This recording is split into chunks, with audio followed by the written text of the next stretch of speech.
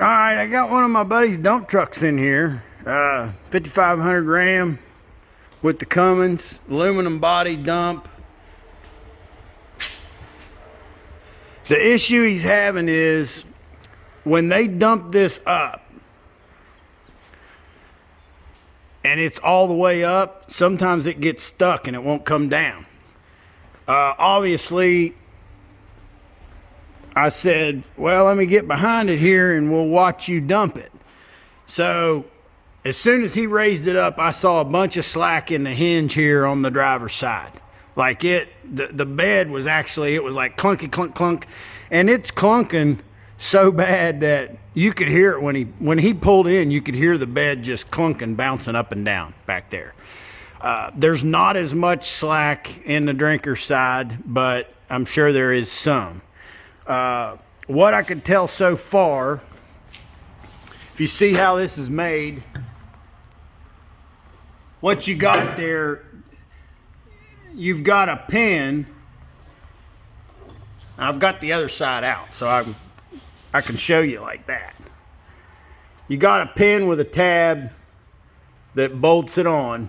There's your bolt. This pin goes through there, and the pin is bolted to the part of the hinge that's on your truck bed. Now, the other part of the hinge that's fastened to the frame is this one with this sleeve right there, and you can see barely there's a grease fitting there. Now, on the side that's bad, which may be an issue, the grease fitting's gone. There's no grease fitting there, and maybe that's why that side didn't get any grease and that side went first. Who knows? But there's a grease fitting here, and from what I could tell, just taking this first loose side apart, the bulk of that slack, the bulk of the slack is in the sleeve. This pin doesn't appear to be that bad.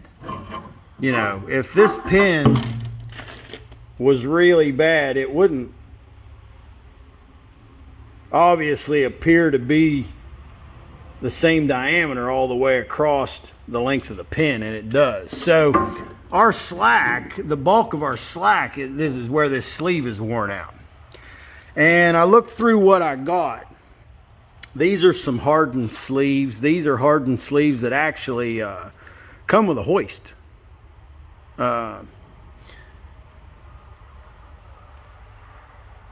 They would go in the lifting hoists,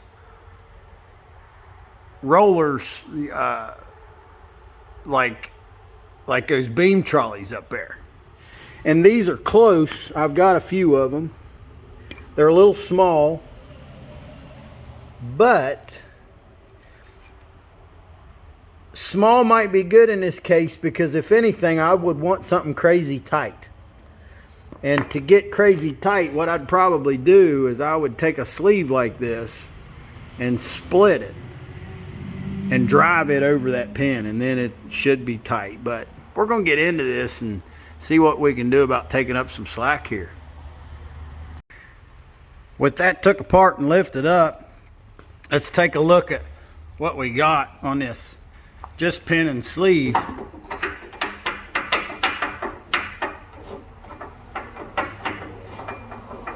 That seems like quite a bit of slack. And that one's dry, and remember, that one's the one with the busted grease fitting. This one is not dry. It's kind of slimy in there, and this pin's kind of wet with grease. But it appears to have just as much movement in it. So they're both pretty loose.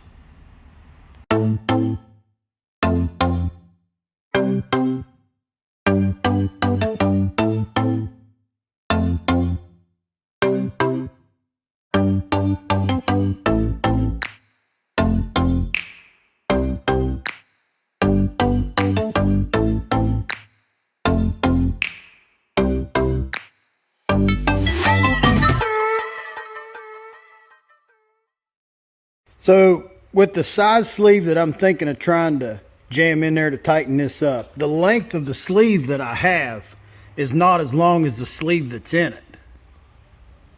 It would actually just go from the outside to the inside. I don't think that's going to be an issue for, basically I want to test at this point, and I want to use this sleeve, weld this sleeve in there, drive that pin through it, knowing, you know, that we tighten that part up, and then dump the bed up and down and see if it still gets stuck. We may have another issue we don't even know about, so I'm not going to go crazy right now. You know, obviously you could probably buy hinges like this from the manufacturer, but you know, if we buy those hinges and we arc gouge this all off right next to that fuel tank and go through all that, and the bed still gets stuck upward because we have some other issue, then we've, you know, what did we do? You know, really, I want to find the problem. Why is this bed getting stuck when it dumps all the way up? The biggest thing that we could notice right off the bat is the amount of slack back here. So we're going to get rid of this slack with these sleeves, and from there we'll see what we can do. So what I got set up here, I've got a really thick 3/8 wall, 3.5 by 3.5 square tube setting right at the end of this thing, because there's going to be some fire blowing this way when I start torching. I found one wire that runs down through there that doesn't look like I'm gonna want to try to disconnect. So I've taken a welding glove and cut it so that I could fit it around there for protection for that. And I'm going to be cutting this sleeve out of here and at least cutting flush with the inside of this plate so that I can jam this in there. And that's what's up now.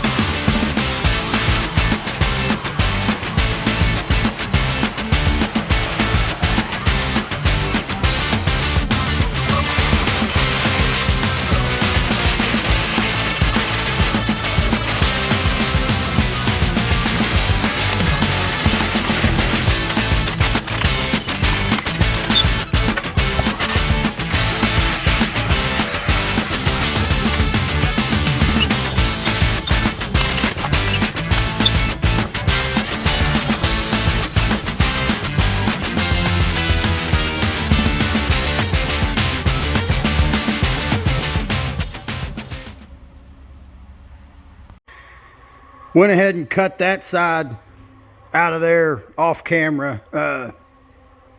Same thing I did here, so that I've got this to where I can put my sleeve in like this. We're gonna drop that back down, and with the sleeves in there, we'll see if we can put the pins in there, and we're gonna have to beat them in there. Like, this is so tight on that pin, but tight's what we're going for. And I'm gonna beat that together, and then we'll put it together. And I might end up, I'm probably gonna end up, I want this slit that I made in the back, because I'm gonna weld that back up, which will shrink this probably a little bit. And of course I gotta make sure I don't over penetrate and weld on the pin. But let's put this together, and we'll get a chance now to see if the thing's gonna go together or not. Let's get it.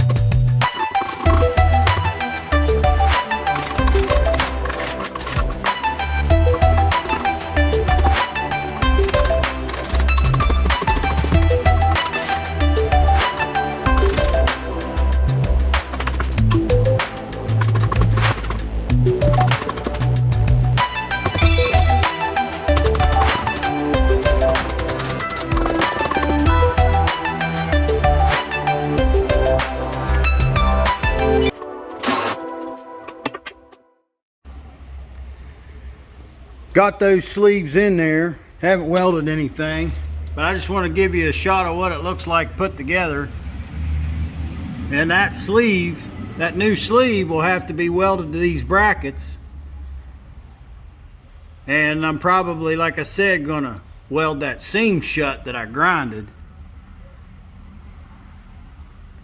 Got to be careful there we don't weld that sleeve to that pin. Might put something over it. We'll see. But that's going to be the first part of it. You know, we got to get some slack out of that sleeve, because that's where we had a bunch of slack, and once we get that out of there, we can move forward and see if there's any other issues we got. Got a Miller-Matic rolled over here so we can get tacking this up. I imagine she's gonna spit and sputter. Things aren't really clean in there. It's a tough place to get in a grinder, but we'll get it.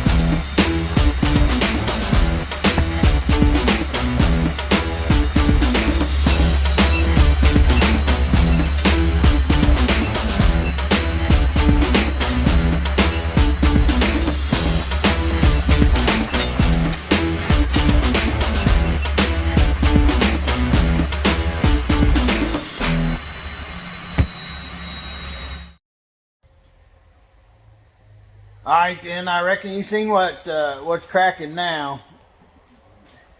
This is a little bit like I was suspecting. My buddy that owns this truck, he was pretty convinced that the slack in them hinges at the back was the reason that this thing was getting stuck in the up position. And when it was up, he said, you know, they would grab it and play with it, and it was just clunk, clunk, you know. The slack in them hinges was definitely a problem. Was that the problem that was keeping the truck bed from coming down? No. I've eliminated any slack in them hinges. When you dump it all the way up now and grab that truck bed with it dumped all the way up, it's tight, man. Those hinges back there are ace. But it's still getting stuck in the up position. So, we're still working on it. The princess is taking up a residence in a different location. She's been sleeping a lot on my papper. That's my Miller papper welding helmet ventilation, whatever you call it, device. So instead of being up there in her bed, or over here in her castle, she's been, the last few days, she's been doing a lot of her napping on my papper. My papper comes with that duffel bag. It all goes in, the battery and the ventilation system and all that. So that's, and why the change? It's hot, which I think probably if you climbed up there in any of her, normally she wants to control the high ground here, but I'm sure if you climbed up there now, it's hotter up there. So she's taken up a lower location for her naps. And I figured you'd want to know about that. But we're back on this dump truck. And I want to tell you about a conversation I had with the owner of this truck yesterday. There was some information that I got cleared up on that I was not completely clear on while I was working on this truck yesterday. Because I rebuilt those hinges, and the hinges needed rebuilt. There was a tremendous amount of slack in them, and the owner of the truck thought that the reason the bed would go up but not come down was because it was so loose and out of whack and getting in a bind because them hinges were shot, that was the problem. I rebuilt the hinges. I dumped the bed all the way up. I went to let it down, and it wouldn't go down. I had to use the forklift to help it down. When I helped it down with the forklift, it went fine. My next question was, at what point does it get stuck? Is it only all the way up? So what I ended up doing was I'd run it up some, run it down, run it up some more, run it down, run it up some more, run it down. Well, guess what I found out? I can run this bed within 2 inches of being all the way up, and it goes down on its own just fine. No problem. It's only when I run it all the way up that it doesn't come down on its own. Well, just to see how far up I could get away with running it, I made a mark with a little Sharpie on his toolbox. If you look at the corner of this aluminum toolbox, I took a green Sharpie and I made a line. And on this truck bed, there's a place right here that's a good place to hook my tape measure. So what I was doing when this thing was way up there, I'm hooking my tape measure right there and measuring down to that mark. If I was to raise that bed up and get a measurement, and I'm almost all the way up, and I got a measurement of 83 inches, and I stop, and then I go to put it down, this bed will go down on its own. If I go to 85 inches and try to let it down, it won't go down. I have to help it down with the forklift. Now, I'm going to step in here because my neighbor's driving by on a tractor. Well, here's the thing about that. I thought that I wasn't getting anywhere by fixing them hinges. I thought that since it wouldn't go down, that I didn't do any good by fixing those hinges. But I was talking to my buddy that owns this truck on the phone yesterday, and we were trying to decipher the situation that were identified, and he's telling me that he could, even if he only run the bed halfway up and tried to let it down, it wouldn't go. He said, man, if you can run it up to within 2 inches of all the way up and it's going down on its own, then you've already improved it tremendously, because I couldn't even go halfway up and expect it to go down on its own. So rebuilding the hinges did something.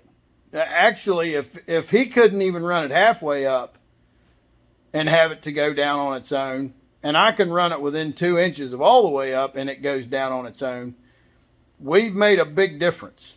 So I asked him, what do you want me to do from here? And we had talked about, he was saying, could it be something wrong with the cylinder? Does the cylinder need rebuilt or any of this? And I don't think that's the case at all. I mean, a hydraulic cylinder that goes up, goes down, and doesn't leak is fine. The solenoid that tells it to go down works fine. You know, if I can send it up 83 inches and it goes down, then there's not an issue with that. We still have something binding. And I've stopped a lot of the binding, but not all of it. And I think this condition is being made worse by the fact that this bed's aluminum. The bed being lightweight. You know, I kind of feel like if we put a real heavy weight in the front of this bed, it would go down on its own. Like I'm, helping it with the forklift and it's going down. So I asked him what he wanted me to do from here. And his idea was he wanted me to continue. He said, man, you got the truck. Keep working on it. See what you can figure out. So we're going to continue to see if we can find things that are binding. I was doing that quite a bit yesterday, but I wasn't taking more stuff apart. I think we're at the point where we're going to probably end up starting to maybe pull the bed off. There's a pivot. There's 3 pivots in that hoist. And the one that appears to have the most slack in movement is the pivot where the hoist connects to the bed. That's the one that would be all the way at the top.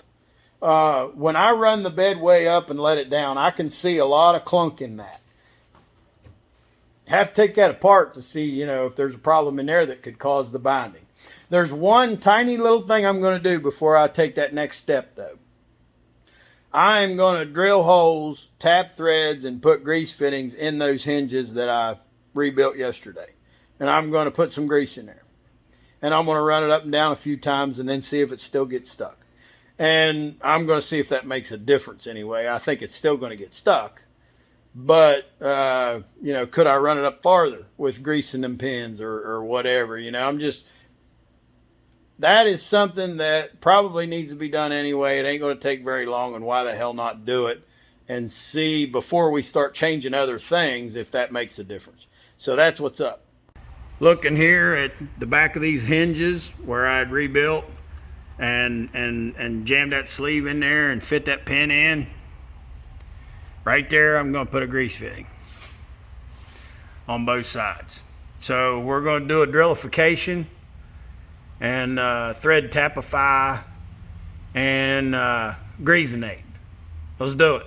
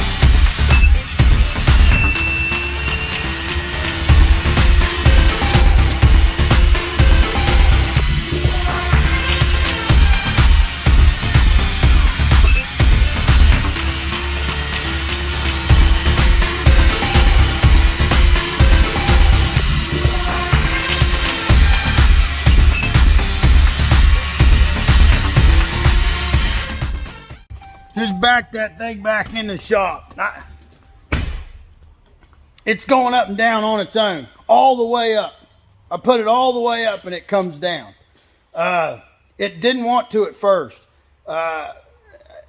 It looked like it was doing real slow and it wouldn't do it at all. There was a point where it started to come down and it would stop. And I ran it all the way back up and down, and it looked like it was moving a little faster. And then I kept doing it, and lo and behold, it come down on its own. After it came down on its own, I ran it back up and ran it back down a few times, and it was going good. It still had that slow point. And then I ran back to the back and shot some more grease in there with it, dumped up some. And what I was hoping was by doing that, I would hit grease on a different point in that pin. I figured it wouldn't hurt nothing. Then I ran it up and down, and there was a change, because now it seems to be coming down at the same speed it was going up. So it's getting better, getting better, getting better. The problem I've got right now is I had trouble getting grease in the grease fitting on the hinge on the drinker side. When I very first went to put grease in it, it wouldn't take grease. It was so much pressure, my gun wouldn't push it. I took the grease fitting out, ran a drill bit in, ran the tap back in, put the grease fitting back in. It didn't want to take grease still, but eventually it took some grease after I raised the bed up and down a little bit. And I just went, like I was saying, and I put some more grease in it in a different position, and I noticed the grease fitting was wiggling. When I noticed that the grease fitting was wiggling, I went and got the wrench and tried to tighten it, and it's stripped. It's just barely in there. So we've got a problem there with that grease fitting. One of the things about those 1/4 28 thread grease fittings is I might be able to weld a quarter 28 nut onto there and screw the fitting on that. I'll try that. We got to fix that grease fitting. Change of plans. I don't have a 1/4 28 nut. I'm just going to weld that up and build up enough weld that I can drill and tap the weld.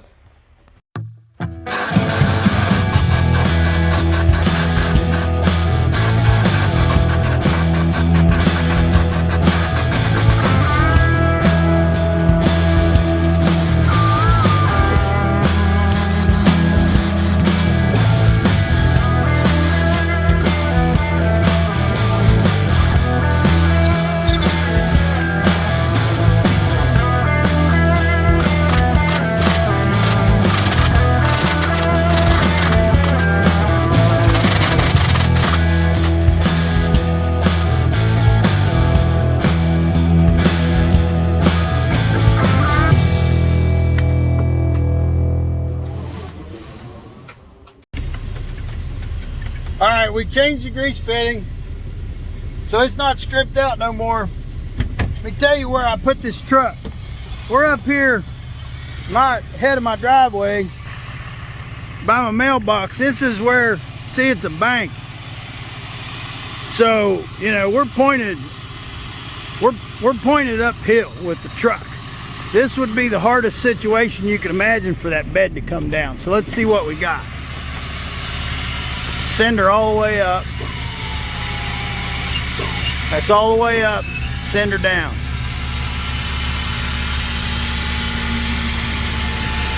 And she's coming down. I think we're looking good. I think we're looking real good on that issue of the bed not coming down. I think it's fixed. So it actually was the slack in the rear hinges that was the problem, like the customer thought. Well, when I got rid of the slack in the rear hinges and rebuilt them with those tight fitting sleeves, the problem is I might have overdone it a little bit, because I got them so tight back there that they were too tight. When the bed went all the way up, it wouldn't come down. So just by getting the grease in there, and now we got a tight fit and we got grease, and we're looking good. So then the next thing that happened after we got the bed situation dealt with, the bed goes up and down. You can run it all the way up and it goes all the way down on its own, no problem. Now I've found a considerable amount of cracks in the aluminum inside of here. It was stuff like this that I saw when I was working on it. I said, well, we get this major issue done and we'll address this. There's some more cracking over here that, you know, we're going to take aluminum MIG and de-dabble that up. And if you don't know about the danger, but you know, if you're going to get under one of these dump beds, you better have a plan on making sure that if that hoist fails for some reason, that you're going to be all right, because this stuff will crush you. And you can see here, like, I have the forklift under the bed, which is way stronger than it needs to be. This is a 9,000 pound forklift actually, and that truck bed don't weigh hardly nothing compared to that. And so I've got the forklift under it, you know, and I've also got the forklift chained to the truck wheel so that this truck can't go backwards, which, you know, you really got to be safe. So we're going to clean up some aluminum and weld up some aluminum. And I'll tell you, this is a funny thing that happened. We got, you could tell the last video I took when we were messing with the truck bed up at the end of the driveway, there wasn't a sign of rain in sight. And it's crazy how it is in the summer here. I don't know where you're at, but here in central West Virginia here, we're right in the middle of the Appalachian Basin here. These rainstorms come, you know, we got all kinds. You know, we got like your basic gully washers. Sometimes we get a gully washer. Some of them are toad stranglers. You know, you can get one come in, it's a rainstorm that we would categorize as being a toad strangler. That one that just came through, I think, was somewhere between a gully washer and a toad strangler. But anyway, I got this thing all set up to weld on, and that rainstorm come rolling through here. And I wanted to hold that up with a forklift, so I've got it outside. My shop's not high enough to do that inside anyways. And anyway, I got it all set up to weld aluminum, and I have to do it outside, and that rainstorm come and it shut me down. So I ended up sitting on the porch with Tina. I went in and I got a snack. I was sitting on the porch with Tina, and I was looking at YouTube comments. And it was funny, man. I got a comment from this dude. Somebody commented. I say dude, I don't know if it's a guy or a girl now. I don't remember. You probably couldn't tell by the name. You can't always tell. But anyways, I got a comment that said, this person made a comment saying that when they watched my videos, it made them think of the Hank Williams Jr. song, "A Country Boy Can Survive." You're not going to believe this, but that's tattooed on my arm. And it's been there since like 1992.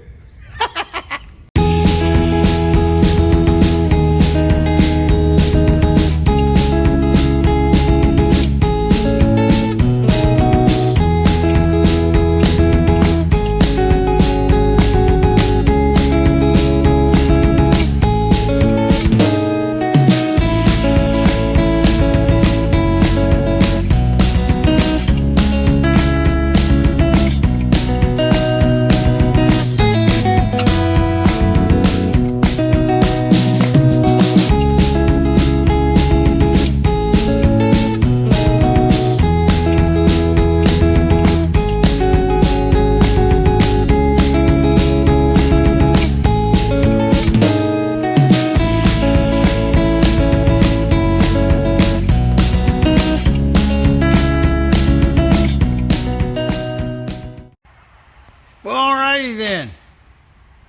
Had some cracks in the aluminum. Got that stuff welded up. Tough places to get the spool gun.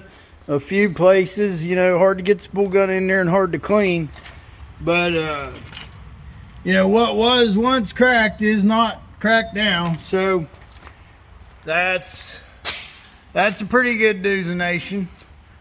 I know the main thing my buddy's gonna be tickled about is the fact that that bed goes down. You know, he's lost some work over this deal. Over this deal where that thing wouldn't go down on its own. I mean, that's something that's actually, there's been some jobs he said he needed to do with this rig and couldn't do them jobs because of this issue. So the fact that we got that sorted out and this bed's going down on its own like that, I mean, that's good news, you know. So that's it for this deal.